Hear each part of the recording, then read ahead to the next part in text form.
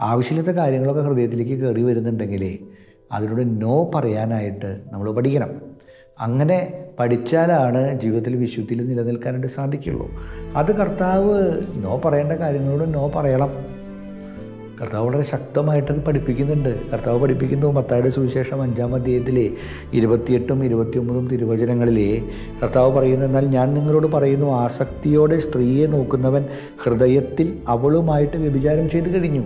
നിൻ്റെ പ്രവൃത്തി മാത്രമല്ല കർത്താവ് നോക്കണേ, what is inside your heart. നിൻ്റെ ചിന്തകൾ വിശുദ്ധമാണോ? നിൻ്റെ വിചാരങ്ങൾ വിശുദ്ധമാണോ? നിൻ്റെ നിയോഗങ്ങൾ വിശുദ്ധമാണോ? ഇതാണ് കർത്താവ് പരിശോധിക്കുന്നത്. എന്നിട്ട് കർത്താവ് പറയുന്നൊരു കാര്യം ശ്രദ്ധിക്കുക, വലത് കണ്ണ് നിനക്ക് പാപഹേതുവാകുന്നെങ്കിൽ അത് ചൂഴ്ന്നെടുത്തെറിഞ്ഞു കളയുക. ശരീരമാകെ നരകത്തിലേക്ക് എറിയപ്പെടുന്നതിനേക്കാളും നല്ലത് അവയവങ്ങളൊന്ന് നഷ്ടപ്പെടുകയാണ്.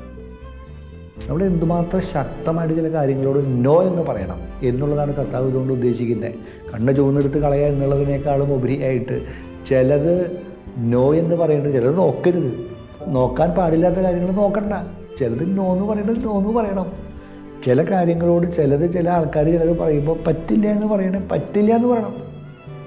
അതിനുള്ള ആർജവത്തെ നമുക്കുണ്ടാകണം, നല്ല ചങ്കുറപ്പ് നമുക്കുണ്ടാകണം.